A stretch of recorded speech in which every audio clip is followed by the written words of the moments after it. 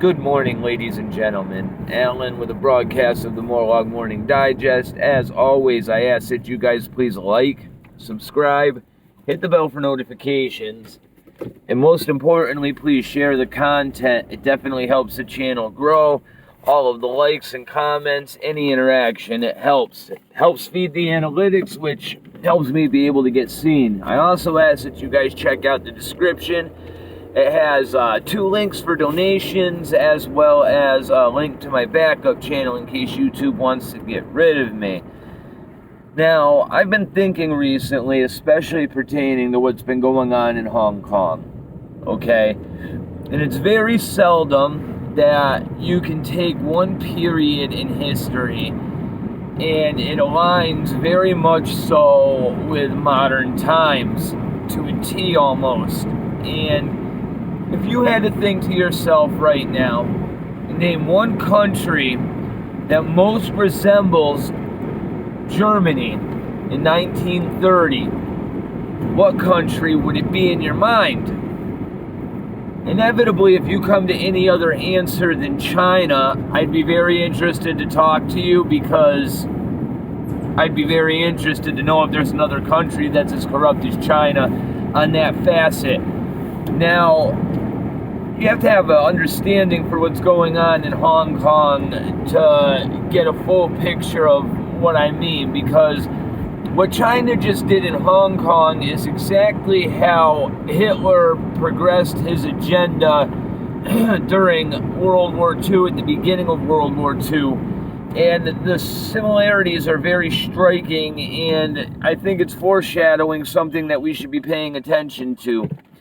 So, more or less, what just happened is China annexed Hong Kong.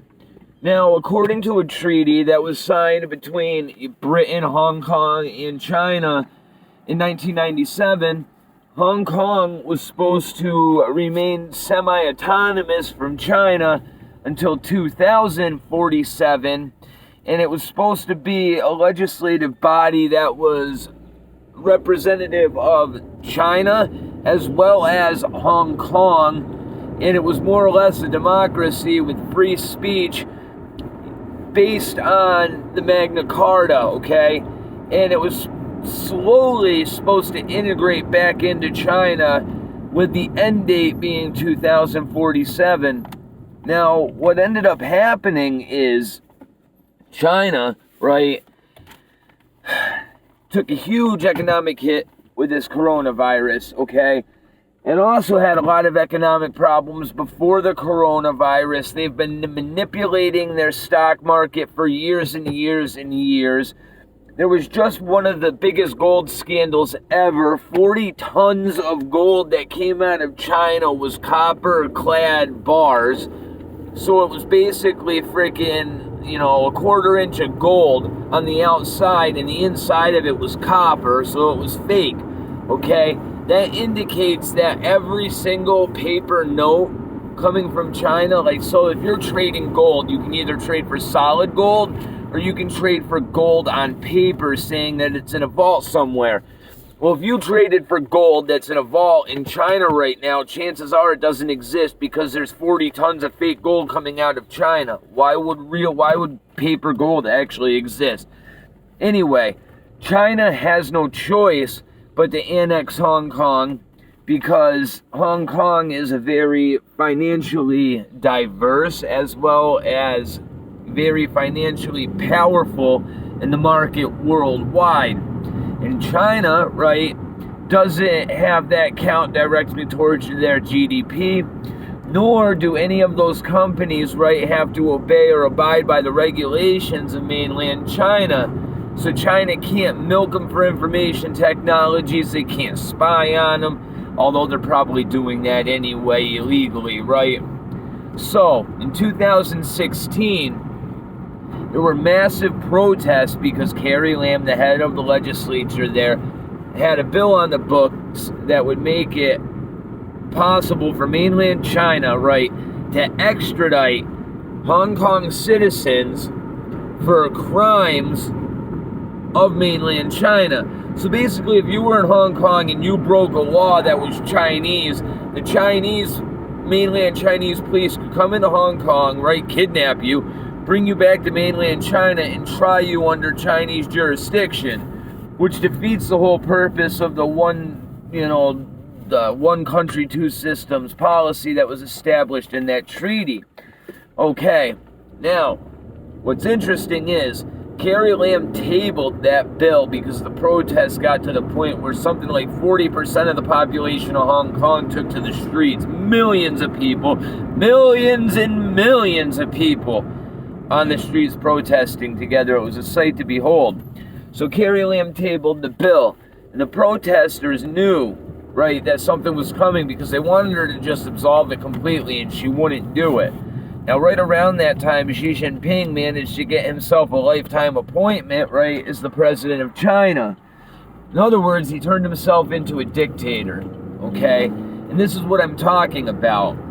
China is the most direct correlation that anybody could draw to Adolf Hitler's Nazi Germany in 1930 before they really geared up before the war.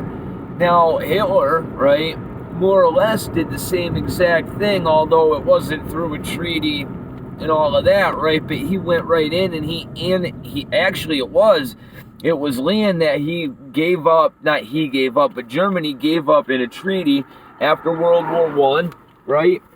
It was the industrial land that Germany had prior to World War I, okay? And after World War I, right, all of the European countries decided they were going to take that land from Germany.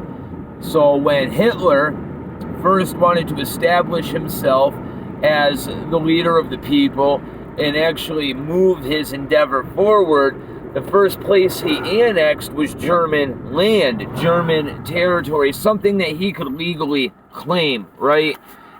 And more or less get the people behind and not make it seem as though he's taking something that doesn't belong to him. And this is the same exact thing that happened with Xi Jinping, okay? Because what they just did in Hong Kong is they put a law on the books that makes it against the law, mainland law and Hong Kong law, for you to speak ill, right? For you to speak ill of mainland China or Xi Jinping or the Communist Party at all. If you speak out against Hong Kong, right, if you speak out in support of the Hong Kong protests, you can be arrested instantly, okay? If you're caught singing songs that the Hong Kong protesters sing, you'll be arrested instantly. Now, what's interesting is it doesn't just account for mainland China or Hong Kong. So let's say you go on vacation to somewhere else like Germany or the United States from China or from Hong Kong, and they find out that you said something in support of the Hong Kong protests. The minute that you land back in China, you're going to be arrested. I shit you not. It creates a very interesting dynamic for a Chinese person that might come to the United States, and I think that may very well be on purpose. Like, just for instance, we'll get into this real quick. Just for instance, somebody from China comes over, right? Maybe it's somebody that the Chinese government sent over on purpose. Now, the Chinese government says, hey, maybe it's somebody with credentials, somebody really smart that could work as a scientist or something to get a job here very easily. Let's say they send him over on purpose. They say something ill against Hong Kong. Now all of a sudden, this Chinese spy with credentials to get a job in industry in the United States has a viable asylum claim because now he can say, I spoke ill of Hong Kong. If I go back, they're going to prosecute me instantly. Right? The Germans did the same exact thing before World War II broke out. They sent German spies all over the world, right? And a lot of them were filing asylum claims. And in turn, funneling information back to Germany. This is exactly what I mean. I'm going to keep constantly drawing these parallels because they are right in front of your eyes, my friends, and it's foreshadowing events to come, and there's no way around that. Now, something else that's very interesting, okay?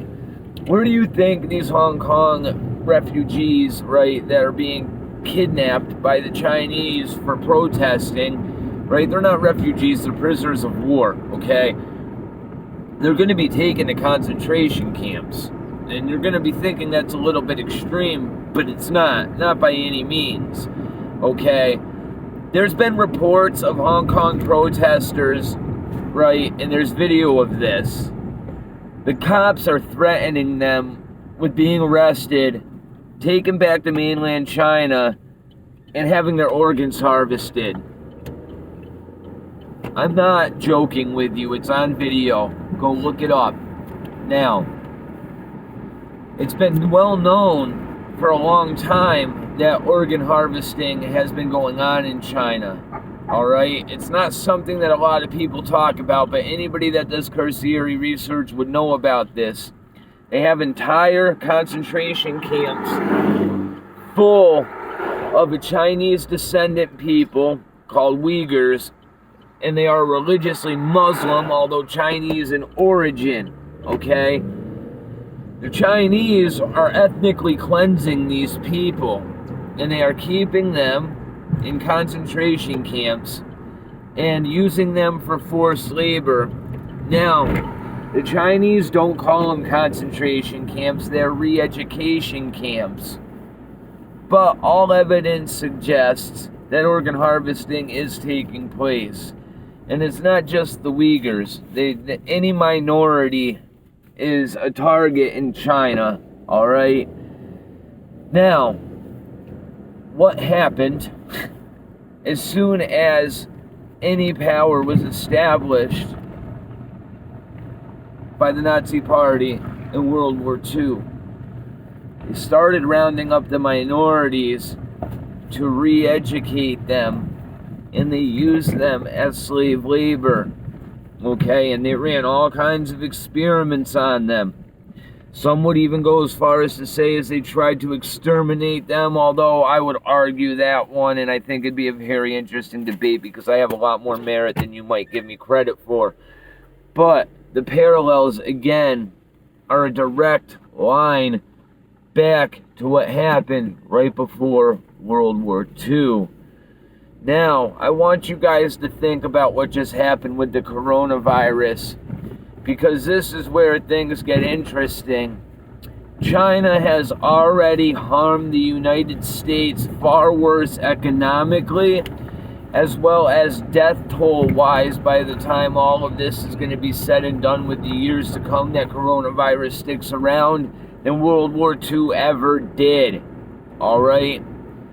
You could actually say the Nazis, at the end of the day, did a great favor to the United States because it allowed us to boom economically after World War II because we didn't have to rebuild like the rest of the world did. China isn't going to give us the same benefit when this comes to play out. Okay? I hate to say it, people. There is forces in this world at work you and I have no power or control over. All we can do is be cognitively aware of the patterns that present themselves in this lexicon of information we've been given as human beings. You see, time doesn't exist. Everything happens in the present. Okay? The events of the past aren't happening in the past. They're just overlaid with what's going on in the future, which is going on in the present. It's a hard concept to understand, but all I can tell you is these cycles, although they're supposedly taking place in different times, always follow the same cyclical patterns. And the same series of events tend to happen over and over again in a different probability. It's different people, right? Different organizations using the same playbook over and over and over again to tell the same story in a different way, if you will. As though the simulation is running another scenario with the same basic plot line. I hope that makes sense. Anybody that's watched my channel long enough will understand what I'm trying to get at with those last couple of paragraphs there. But I hope this is a decent video for you guys and gives you some insight into what's going on and how we can draw parallels to our history, or what we're told our history is. The world right now is definitely geared for conflict, okay? Whether it be internal or external, something is going to have to give here very soon, and it's only a matter of time, and it's out of our hands at this point. All we can do is make sure our hands are clean and we're on the right side of history when things decide to go down. And ultimately, it's not even about being on the right side of history. It's about being on the right side morally. The wrong person, right? The wrong forces may win. Short term, that is. And that's fine. As long as I'm not going to die on my knees serving anybody, I'm okay with that. And you should be too. God bless and have a great day, guys.